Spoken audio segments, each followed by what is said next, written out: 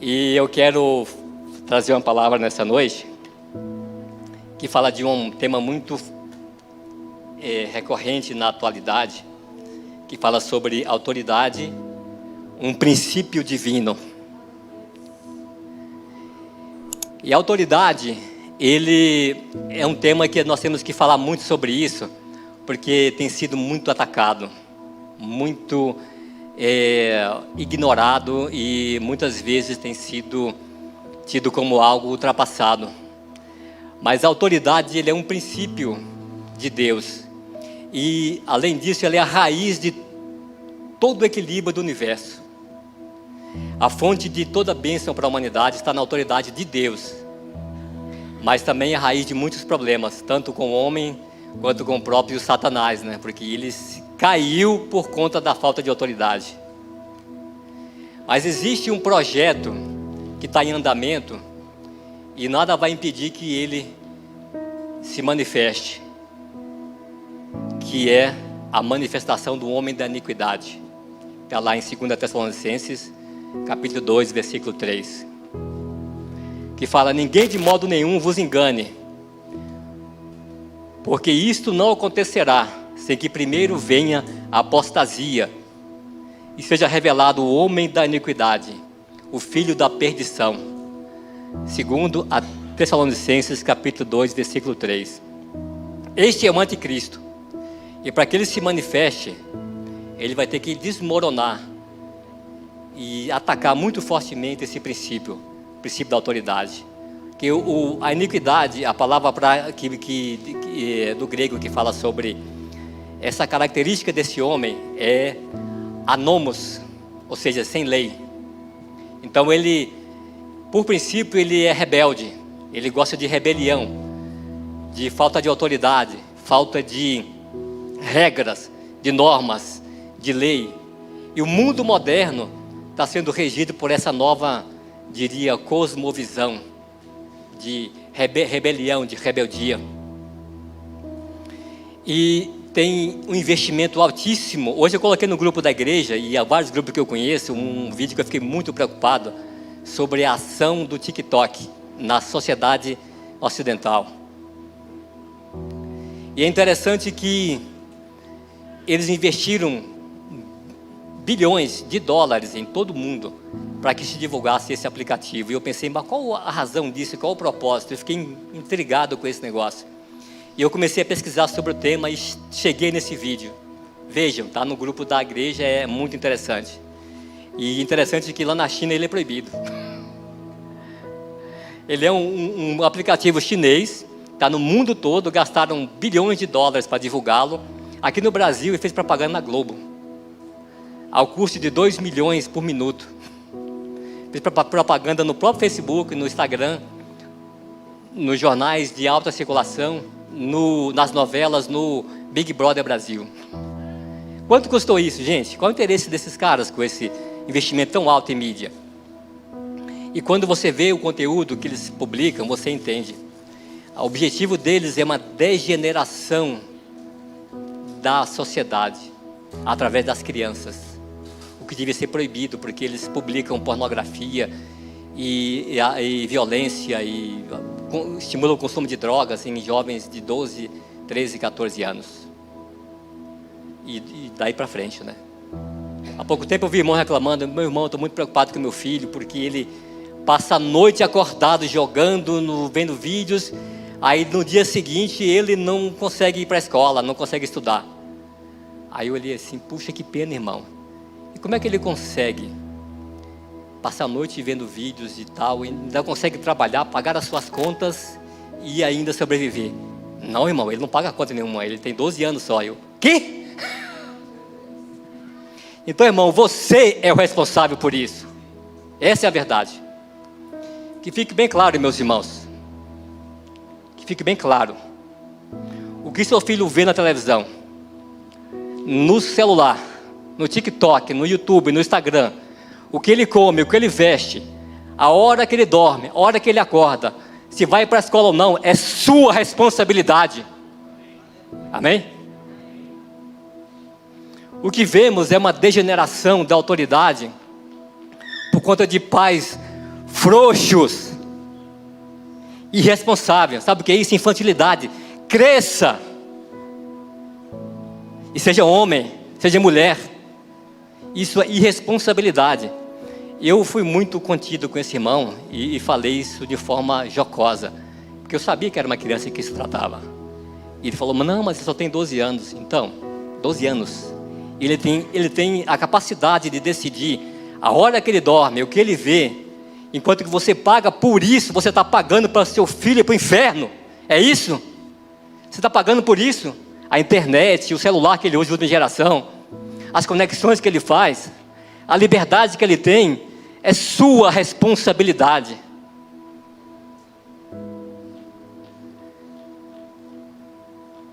E ele ficou pensativo. Mas eu notei que ele tem um racional dessa cosmovisão moderna. Laissez-faire. Deixa ele decidir. As crianças têm que ter liberdade. As crianças têm que ter privacidade. Sério isso, irmãos? A minha filha, quando tinha 12 anos, ela ia dormir 11 horas no máximo. E depois desse horário não tinha mais internet em casa, porque eu desligava o modem. Sou eu que estou pagando por isso. E olha, minha filha hoje é uma bênção. Vocês conhecem ela, né? Mas quando eu dei um pouquinho mais de liberdade para ela, aos 14 anos, 15, dei um celular top para ela, e ela começou a ter mais liberdade, porque era menina confiável, tão boazinha. Aí um dia eu vi a playlist dela do Spotify. Falei assim: meu Deus, eu estou perdendo a minha filha. O que eu estou fazendo, Senhor? Mas eu entendia que é minha responsabilidade. O legado que eu vou deixar para esse mundo, sou eu que vou responder por ele perante o Senhor. Deus te deu filhos para você cuidar, e você é responsável por eles. E o que você deixar de legado, você vai responder para Deus. Não se iludam. Não se iludam, você vai responder. Um dia eu percebi que ela tinha ido bem longe nas escolhas delas, escolhas ruins. E um dia cheguei na igreja, na congregação, 5:30 da manhã. Me joguei no chão lá e chorei, que nem uma criança. Eu lavei o chão. Foi uma cena horrível, assustei a igreja. Os irmãos estavam lá, ficaram assustados. Eu dizia: Deus, é minha filha, Senhor. Minha filhinha, como isso pode acontecer? O que está acontecendo, Senhor?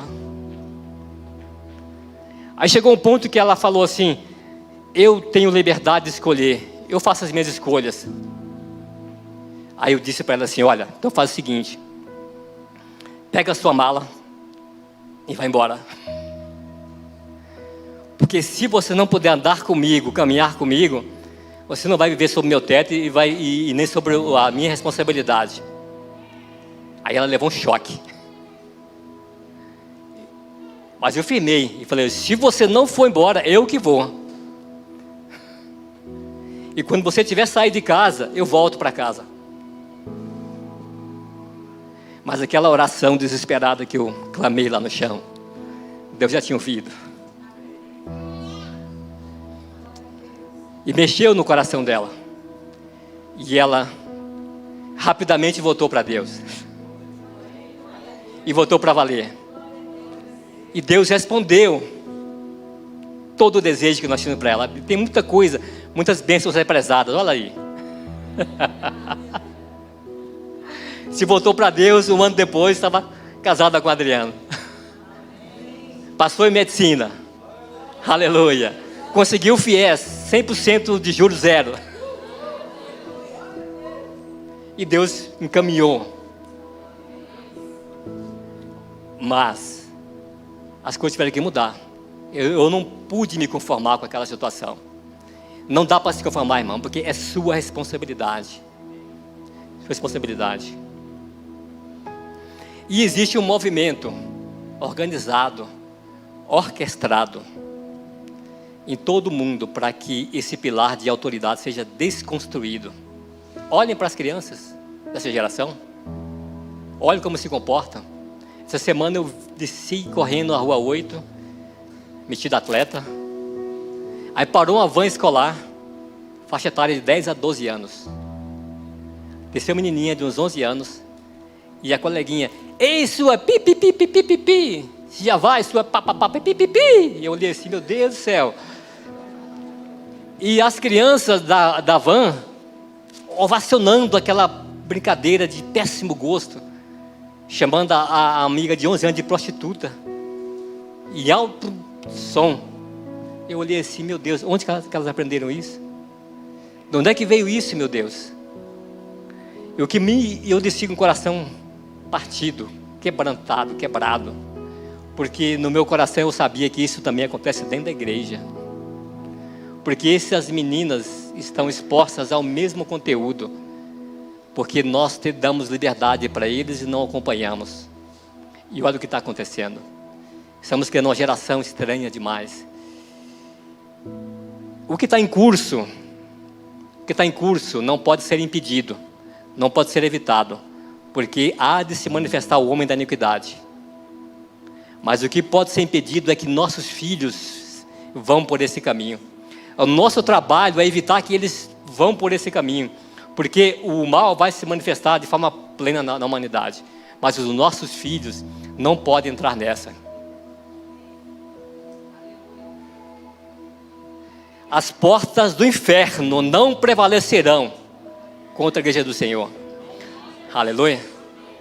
Contra o povo de Deus não vale encantamento. Nenhuma arma forjada prevalecerá contra essa casa. Amém? Mas nós temos que fazer escolhas todos os dias. E isso significa gastar tempo. Se você tiver que estudar menos, eu estou fazendo uma pós-graduação e outra estudo para ganhar mais dinheiro. Se isso está te atrapalhando, meu irmão, de você ter tempo com o seu filho, desista disso. Porque não tem nada mais valioso do que isso, não. Eu entrei em acordo com minha esposa para que ela não trabalhasse mais enquanto minha filha nasceu. Aí ela gostou tanto que nunca mais voltou para o trabalho.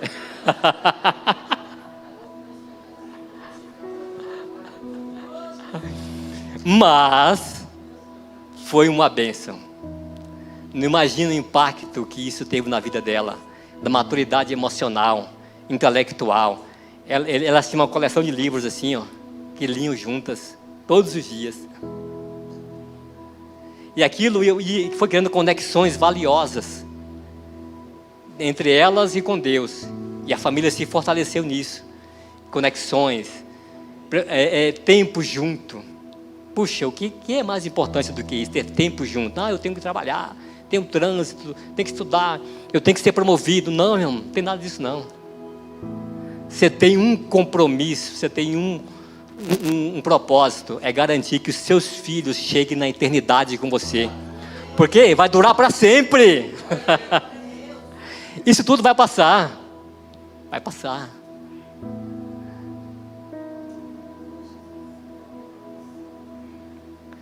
E ao longo da Bíblia fala-se muito sobre autoridade. Hebreus 13, 17 fala da autoridade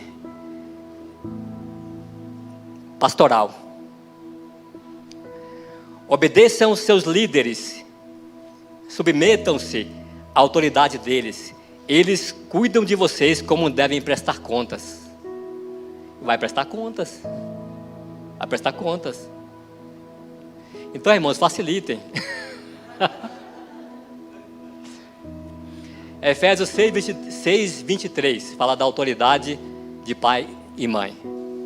Aí fala: honra teu pai e tua mãe, porque este é o primeiro mandamento com promessas, para que tudo te corra bem e tenhas vida longa sobre a terra. Quantas vezes falamos isso para a Marisa? Ela gravou esse negócio, não aguentava mais ouvir.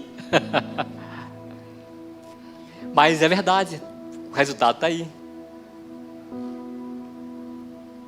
Existe um texto na Bíblia sobre autoridade governamental, que é outro ponto muito crítico, muito difícil hoje, dada a situação do nosso governo, a visão que eles têm. Mas essas são autoridades. Romanos 13, de 1 a 7 fala: todos devem sujeitar-se a autoridades governamentais, pois não há autoridade que não venha de Deus. As autoridades que existem foram por Ele estabelecidas. Portanto, todo aquele que se rebela contra a autoridade está se colocando contra o que Deus instituiu. E aqueles que assim procedem trazem condenação sobre si mesmos, pois os governantes não devem ser temidos, a não ser pelos que praticam o mal. Você quer viver livre do medo da autoridade? Pratique o bem, e ela o enaltecerá, pois é serva de Deus para o seu bem. Mas se você praticar o mal, tenha medo, pois ela não porta espada sem motivo, é serva de Deus, agente da justiça para punir quem pratica o mal. Portanto, é necessário que sejamos submissos às autoridades, não apenas por causa da possibilidade de punição, mas também por questão da consciência. Por isso também que vocês que pagam imposto, pois as autoridades estão a serviço de Deus, sempre dedicadas a esse trabalho. Deem a cada um que é devido. A quem imposto, imposto. Se tributo, tributo. Se temor, temor. Se honra, honra. Aí você fala assim, é muito fácil falar de respeitar a autoridade naquele tempo. Gente, era o Império Romano. Eles não só subjugavam o povo de Israel, como os humilhavam e desprezavam eles. Eram desprezíveis aos olhos dos romanos. Mas hoje, tem leis, tem regulamentos, tem tributos, tem coisas que às vezes queremos fugir. E quando você começa a ir por um princípio contrário ao que Deus estabeleceu, as coisas não dão certo. Você não entende por quê. Não coloque Deus à prova, por favor. Tem gente que tem um ganho ilícito e quer dar dízimo. Não dê dízimo disso, pelo amor de Deus.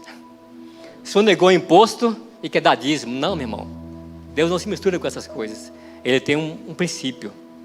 É o princípio que dá a segurança da estabilidade das coisas. E a autoridade de Deus, ela também se manifesta para o nosso cuidado.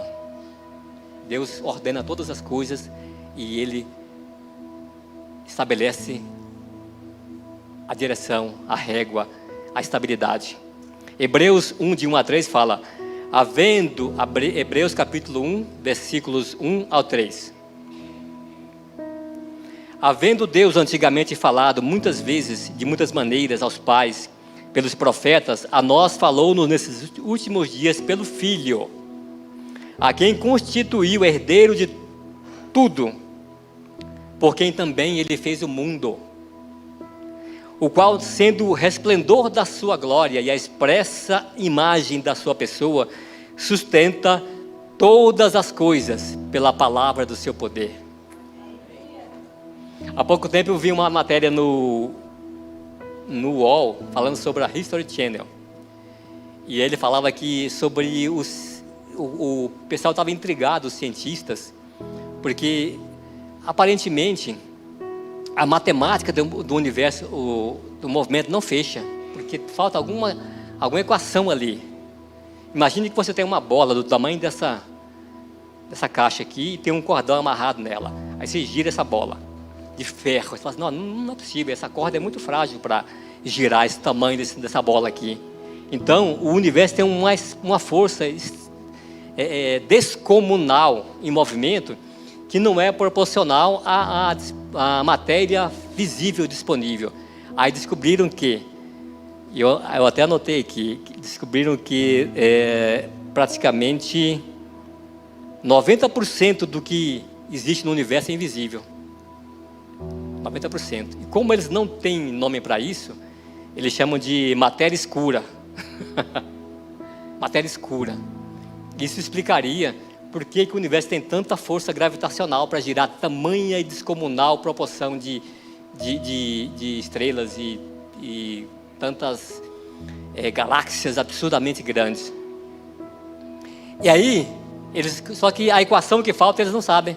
É o poder de Deus. Porque Ele sustenta todas as coisas pela sua palavra poderosa. E Ele estabeleceu regras fixas. E sabe por quê? Para benefício dos seus queridinhos filhinhos aqui na terra. A terra tem uma inclinação precisa.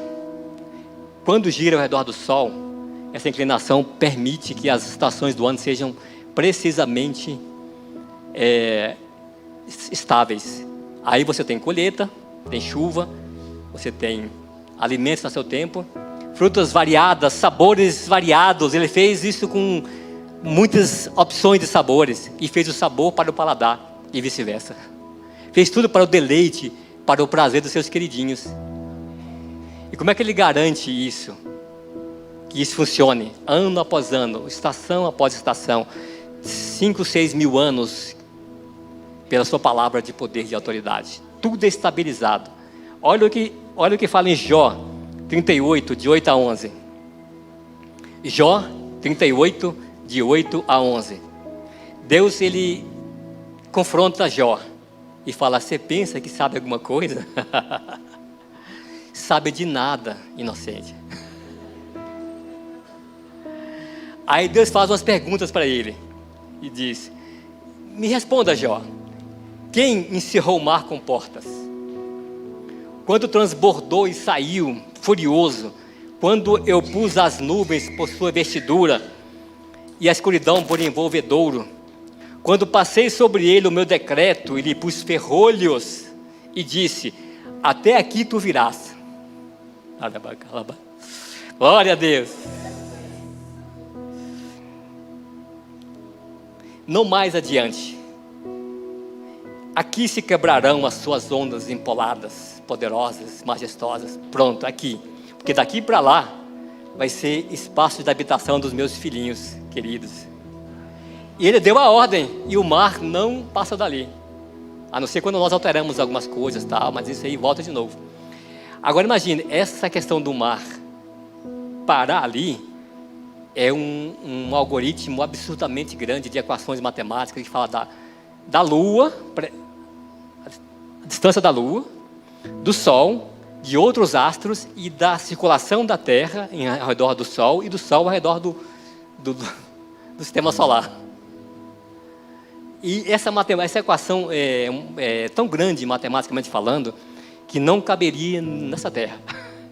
A precisão matemática desse movimento que Deus fez para que o mar parasse aqui. Pronto, daqui você não passa.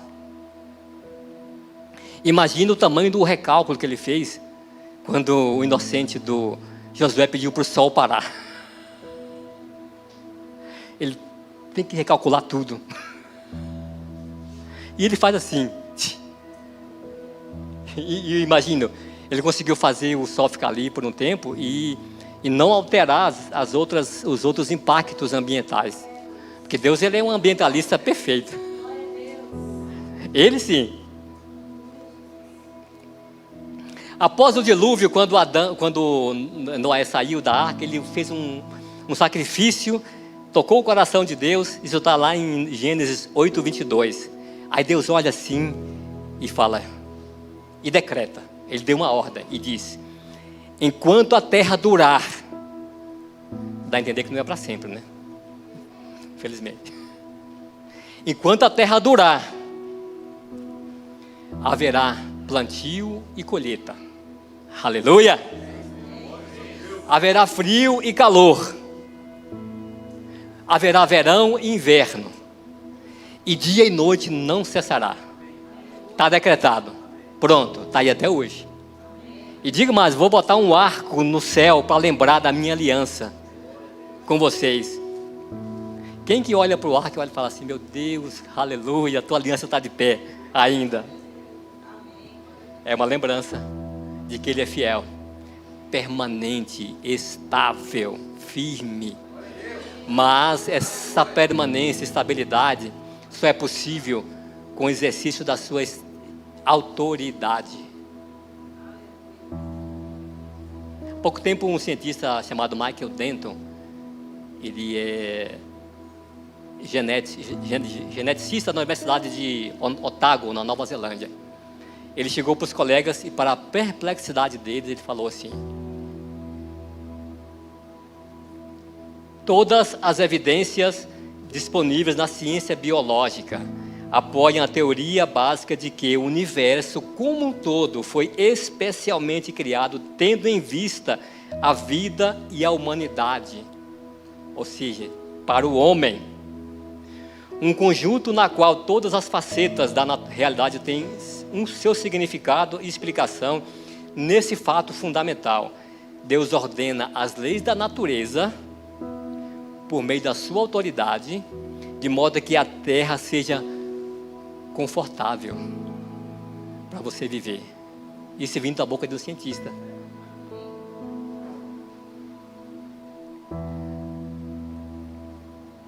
Mas aí, a autoridade já tem sido atacada ultimamente. Mas isso tem um propósito. E tudo começou lá em Isaías, lá no Éden, claro, mas está relatado em Isaías capítulo 14, de 12 a 15.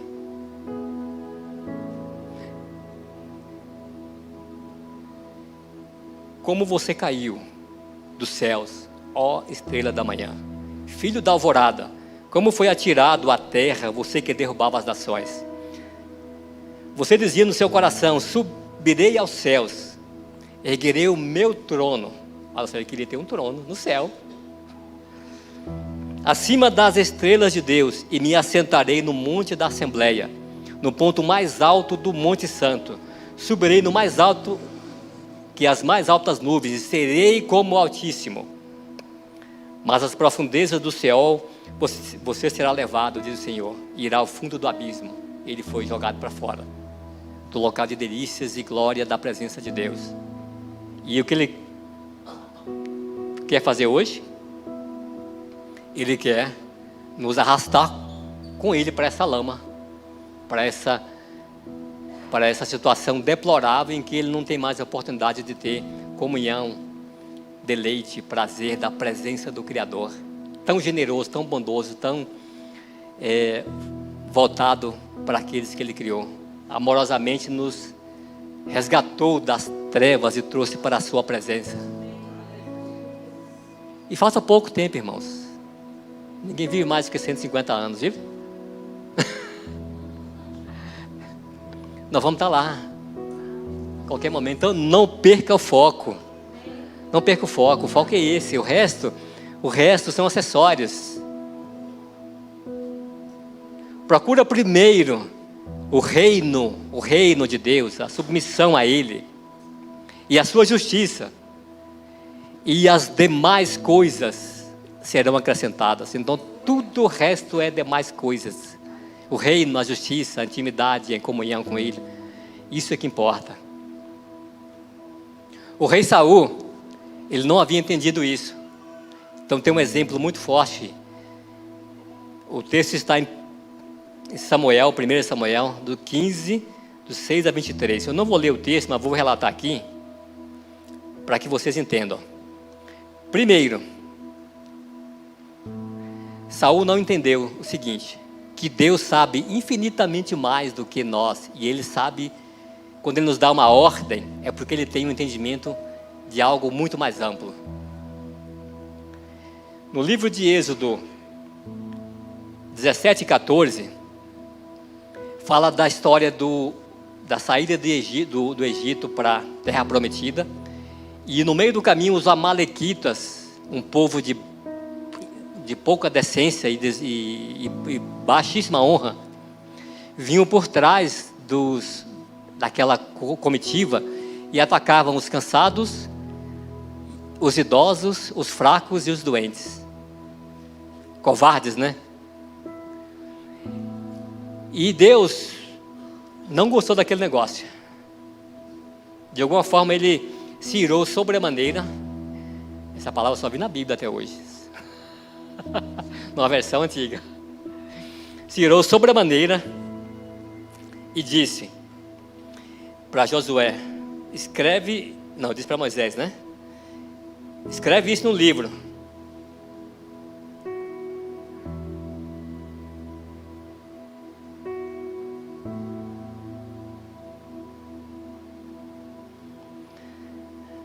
No rolo, como memorial.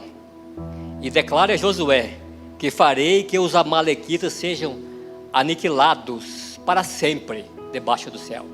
Já estava decretado. E Saul seria apenas um instrumento para que isso acontecesse. Para quem não sabe, lá na frente, aquele homem que levantou-se contra Esther era o amalequita, que talvez Saul deixou passar. Estava lá perturbando o povo de Deus. Mas aí Saul saiu ao encontro dos amalequitas para poder atacá-los conforme a ordem do Senhor. E Deus disse para que ele acabasse com tudo, toda a cidade, não é para deixar nada, nenhum bem, nada, gado, qualquer coisa fosse queimada, exterminada, porque eles representavam extrema desonra, extrema covardia, decadência completa de sociedade. Era uma sociedade absurdamente decadente. Mas aí Saul fez diferente. No versículo em Samuel capítulo 15, versículo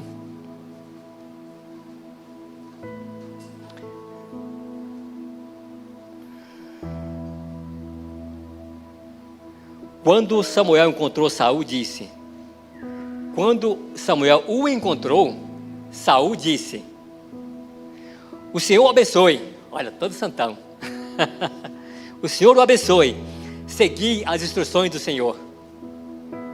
Ao que Samuel perguntou: então, mas que sons é esse que eu ouço? Ovelhas e de gado? Que mugido é esse que eu estou ouvindo? Mugido de gado. E aí respondeu Saul: então, os soldados os trouxeram. Olha só, chama-se irresponsabilidade. Se ele era o rei, qualquer coisa que os soldados fizessem, era ele o responsável. Os soldados trouxeram dos amalequitas, eles pouparam o melhor das ovelhas e dos bois para sacrificar ao Senhor, mas destruímos todo o resto. Então está cumprida a promessa. Disse Samuel a Saul: fica quieto, tipo assim, cala a boca. Fica quieto, eu lhe direi o que o Senhor me falou essa noite. Respondeu Saul: diga-me. E Samuel respondeu: embora pequeno aos seus próprios olhos, você não se tornou o líder das tribos de Israel? O Senhor o ungiu como rei de Israel e o enviou numa missão ordenando: vá e destrua completamente todo aquele povo ímpio e todos os seus pertences. Por que você não obedeceu ao Senhor? Por que se lançou sobre os despotas e fez o que o Senhor reprova? E aí ele respondeu: os soldados, não fui eu, os soldados tomaram as ovelhas e os bois para consagrar ao Senhor Deus em sacrifício, a fim de que sacrifiquemos ao Senhor em Gilgal. Desculpas. Saul, porém, respondeu: acaso o Senhor tem tanto prazer em sacrifícios, tanto em que se obedeça a sua palavra? A obediência é melhor do que o sacrifício. Por outro lado, a submissão é melhor do que a gordura de carneiro. No entanto, a rebeldia é como o pecado de feitiçaria, e a arrogância como o mal da idolatria. Assim como você rejeitou a palavra do Senhor, ele o rejeitou como rei. Puxa, não teve nem segunda chance? Nem uma segunda chance, Senhor. Por quê? Porque Saul se rebelou contra a autoridade de Deus, porque foi uma ordem expressa. Um dia o Senhor falou comigo assim, expressamente, e foi muito direto. A única coisa que eu fiz foi voltar para casa, fui no trabalho, alinhei com o meu chefe a transferência, peguei a mala e fui embora para outra cidade, o qual ele me mandou expressamente ir. Não tinha discussão. E Saul sabia qual era a diretriz, era clara, e ele desobedeceu, não teve segunda chance.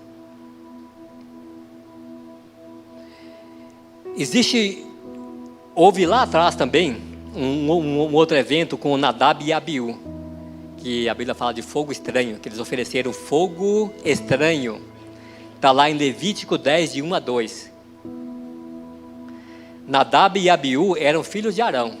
Então, o pai era sacerdote, com autoridade delegada por Deus para representá-lo. E Nadab e Abiú eram auxiliares, filhos de Arão. Então eles tomaram cada um seu incensário e puseram nele fogo, e sobre este incenso, e trouxeram fogo estranho perante a face do Senhor. O que não lhes ordenaram, ou seja, ele não tinha essa ordem, não tinha essa autoridade. Então saiu fogo de diante do Senhor e os consumiu, e morreram perante ao Senhor. Por quê? Porque nas questões referentes ao culto, Arão era o chefe ungido. Ele era o chefe que foi estabelecido como autoridade delegada de Deus para aquele trabalho. Agora os filhos dele, Nadab e Abiú, acharam que, não, mas nós dominamos a técnica, sabemos como fazer isso, a gente sabe como resolver esse negócio, temos as técnicas, temos os recursos, então nós podemos fazer, então vamos em frente. Tem muitos que pensam assim, não, mas eu prego melhor do que o pastor. Eu canto melhor que ele. Aí eu consigo levantar mais dinheiro do que ele, eu sou mais rico que ele.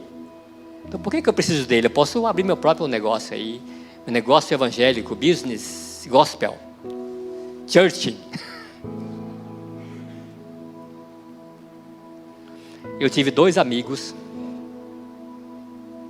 que se tornaram pastores por conta própria.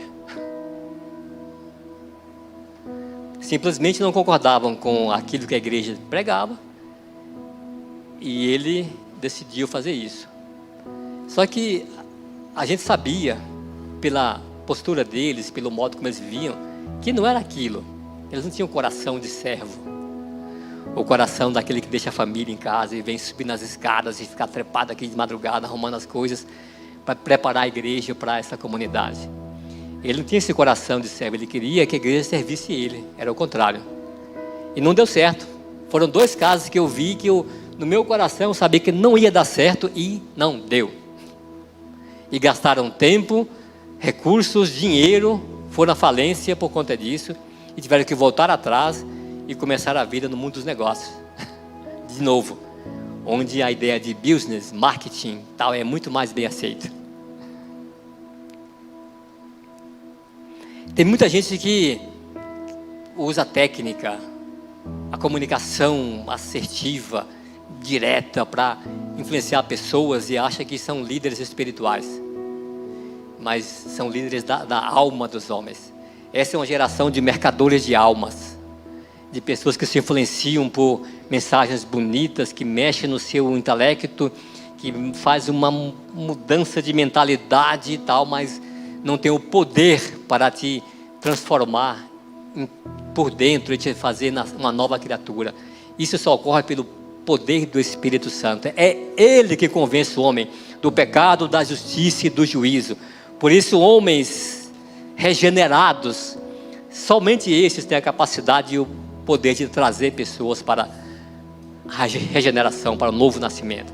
Não é mensagem, não é persuasão humana, não, é o poder de Deus, este que faz a diferença.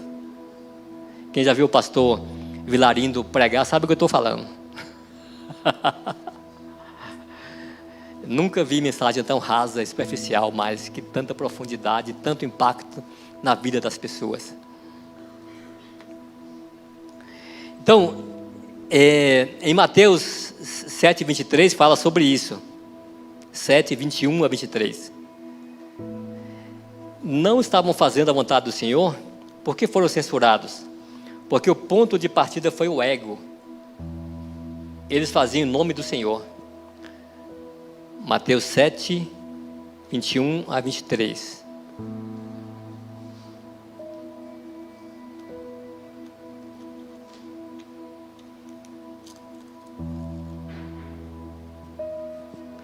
Nem todo aquele que me diz Senhor, Senhor, entrará no reino dos céus, mas apenas aquele que faz a vontade do meu Pai que está no céu. Muitos me dirão naquele dia: Senhor, Senhor, não profetizamos em Teu nome? Em Teu nome não expulsamos demônios? E não fazemos milagres? Então eu lhes direi claramente: nunca os conheci. Afastem-se de mim, vocês que praticam o mal. Algumas versões, iniquidade. Ou seja, sem norma, sem lei, sem subordinação, sem reconhecer a autoridade daquele que é o dono da igreja. Ah não, mas tem um doador aí que vai me doar tantos milhões para a igreja. Tudo bem que ele é traficante de drogas, ou que ele é um mafioso e tal, mas é dinheiro, né? Aí não entendo porque que Deus não está naquele negócio.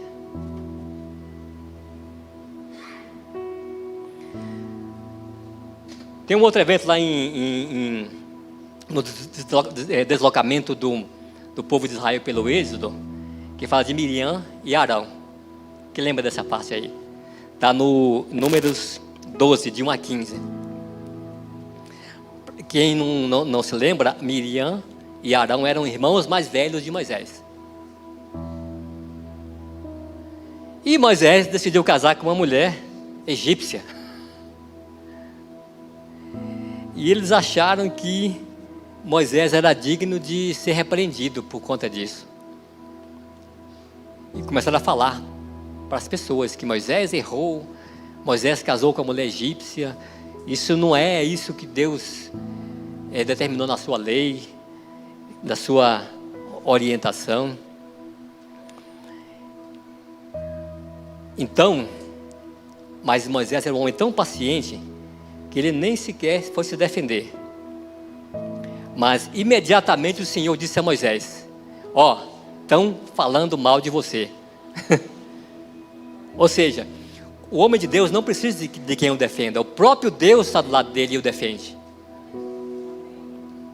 Aí Deus falou para Moisés: ó, chama os dois e vem para a tenda, que eu quero falar com os três lá. Quero falar com os três na tenda. E eles já foram preocupados, né? O Senhor desceu numa coluna de nuvem e pondo-se na entrada da tenda, chamou Arão e Miriam, e os dois deram um passo à frente. E agora?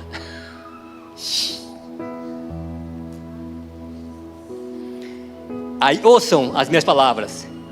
Quando entre vocês há um profeta do Senhor, a ele eu me revelo em visões, em sonho eu falo com ele.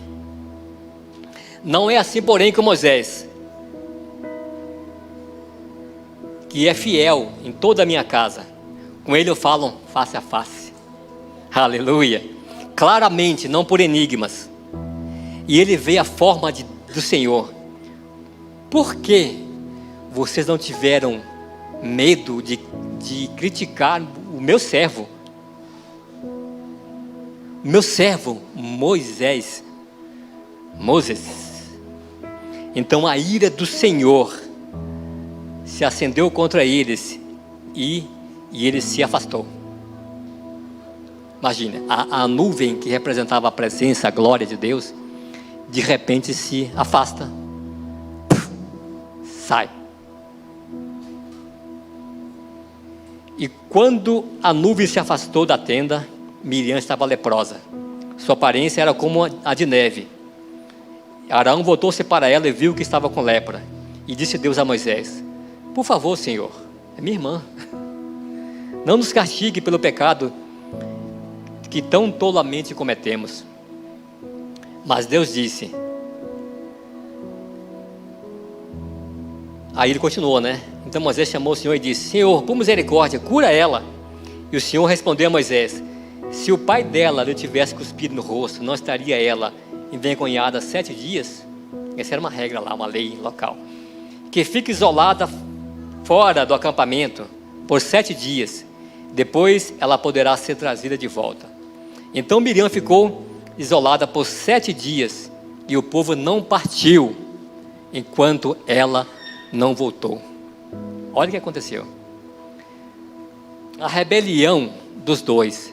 o fato de falar mal contra o ungido do Senhor, uma autoridade estabelecida por Ele, primeiro, afastou a presença do Senhor. Segundo, retardou o avanço da obra de Deus. Entende, irmãos, o quanto nós podemos avançar mais? Entende o quanto nós podemos ter mais da presença de Deus? Por pequenas coisas que nós soltamos. Ah, mas e se o pastor pisar na bola, não pode nem falar nada? Não, irmão. Moisés casou com a estrangeira. Ele estava errado. Mas não era algo contra a autoridade de Deus, mas contra a santidade de Deus. Coisas que ele pode se arrepender e Deus perdoar. Pecar contra a autoridade de Deus é muito mais sério do que pecar contra a santidade de Deus. Porque a autoridade tem a ver com Ele próprio, com o que Ele representa. E a santidade tem a ver com comportamento, decisões, atitude. Você pode se arrepender e pode se voltar para Deus e você pode caminhar com Ele. Mas quando você deliberadamente resolve se opor à sua autoridade, aí as coisas complicam. E eles achavam que por ser irmãos mais velhos podiam fazer isso. E não podiam. Se Deus quisesse tratar com Moisés por conta da decisão dele de casar com uma egípcia, ele teria tratado. Mas depois, em outras gerações, Deus permitiu novos casamentos com estrangeiros, porque Deus ele queria incluir o povo. Uma das mulheres que entrou na genealogia de Cristo, como uma das tataravós de Jesus, era Raabe, a prostituta estrangeira. Está lá, Deus não escondeu isso. E às vezes você se apega em coisas desse tipo para se colocar contra a autoridade, que é algo muito mais sério. E muito mais grave quando se fala de lideranças. Lideranças contagiam muito mais e causam muito mais impacto negativo. Para a rebelião, como aconteceu lá na época de Datã e Abirão, Deus entrou com juízo extremo, morte. Ah, mas hoje tem morte? Não, mas muitas mortes espirituais. Gente que pensa que está vivo e está morto. Não tem alegria, não tem esperança, não tem poder, não tem satisfação em estar vivendo, servindo, andando. Está morto em pé. Em Números capítulo 16, fala dessa história. Ela é bem longa, mas ela começa assim. Corã e Datã falavam assim, não, peraí, o que tem Arão que eu não tenho? Nós somos também levitas, temos famílias, lideranças na nossa família, somos líderes, temos recursos, temos dinheiro, temos incenso, somos autorizados por Deus para servi-lo. Então vamos fazer o nosso próprio culto e estabelecer um culto independente de Arão, que era o sacerdote, o sumo sacerdote daquela casa. Do versículo 1 ao 40 do capítulo 16 de Números, a Bíblia fala que Datã e Abirão foram confrontados por Deus e desceu fogo do céu e acabou, destruiu tudo. Aí depois Deus abriu uma fenda, acho que ele provocou um terremoto e todo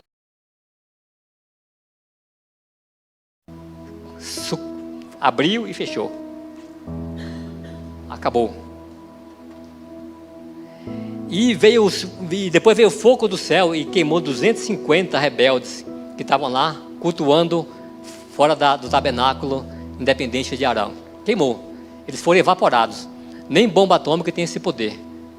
A bomba atômica ela libera 5.000 graus de temperatura e ela torra tudo que vai pela frente. O fogo de Deus evaporou aquele povo. Eles não ficaram nem cinzas deles. Eles foram desmaterializados. Do versículo 41 a 50, fala que toda a congregação daqueles lá se rebelou. e tiveram o atrevimento de confrontar Moisés e falar assim: nossa, por sua culpa, você provocou a Deus e Deus matou nossos líderes. A culpa é sua. Aí foram atacar Moisés. Olha que coragem, que atrevimento, que ignorância. Mas às vezes nós fazemos coisas parecidas hoje e não somos ignorantes. E esse é o problema, porque aí Deus entra com juízo sobre nós e nós temos às vezes a aparência de quem vive, mas não tem vida em si mesmo. O que aconteceu aqui foi que o atrevimento deles provocou a ira de Deus e uma praga se abateu sobre o povo, e cessando somente após a intercessão de Arão. Mas enquanto ela persistiu, morreram 14.700 pessoas daquela congregação. E a rebelião é contagiosa.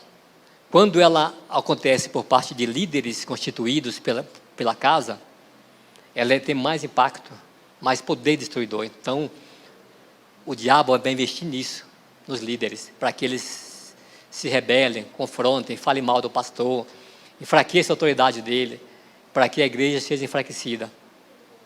Mas a questão é que, nesse caso em particular, provoca uma reação de Deus imediata. Isso é muito perigoso. Então, vigia, irmão. Davi tinha muita consciência disso. Quando ele se colocou na posição, está lá em 1 Samuel 24, de 4 a 7, em que ele teve a oportunidade de destruir Saul, e o povo instigando ele: vai lá, Samuel, vai lá, Davi, ele é contra você, ele quer te matar, então é sua chance de ir lá e resolver a situação. Não falou o profeta que você é o novo rei? Então o que está faltando? É só esse aí morrer, cara. Se ele morrer, você é o rei. Aí Davi foi lá, pegou Saul dormindo, cortou a veste dele um pedacinho só. Aí ele saiu. Quando ele saiu, pesou-lhe o coração. Por quê? Porque Davi tinha um coração sensível, ungido do Senhor, coração sensível, submisso à autoridade. E aí, Davi disse aos seus homens, o versículo 6, o Senhor me guarde de que eu faça tal coisa contra o meu Senhor, que eu estenda a mão contra ele, pois ele é ungido do meu Senhor.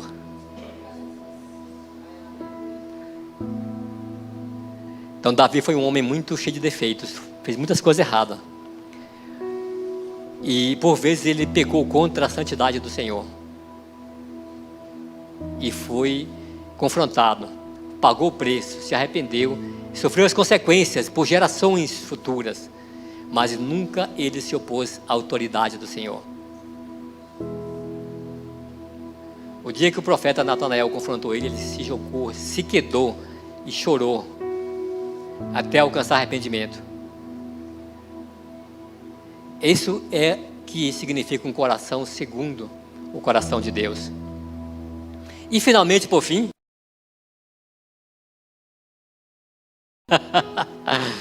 mais 5 minutos. Por fim, tem um exemplo, um modelo de obediência ao Senhor.